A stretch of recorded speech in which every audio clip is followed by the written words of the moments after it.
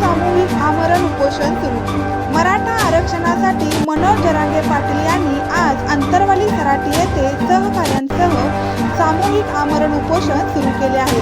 यासाठी त्यांच्या प्रमुख मागण्या: सगळे सोयरींची अंमलबजावणी करावी, मराठा आंदोलकांवर दाखल केलेले सर्व गुन्हे माघारी घ्यावेत, हैदराबाद, सातारा, बॉम्बे गव्हर्नमेंट औद्योगिक संस्थांचे गॅझेट्स लागू करावेत, आरक्षणासाठी आत्महत्या केलेल्या मराठा बांधवांच्या कुटुंबियांना दिली जाणारी आर्थिक मदत सरकारने बंद केली आहे, ती सुरू करावी व कुटुंबातील एका सदस्याला प्रशासकीय सेवेत रुजू करून घ्यावे।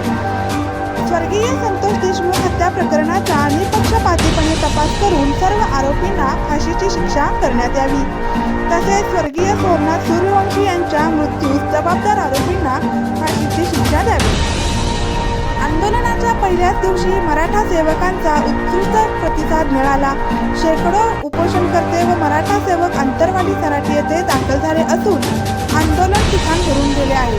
तसेच हजारो मराठा सैनिक महाराष्ट्रातून दाखल होणार आहेत।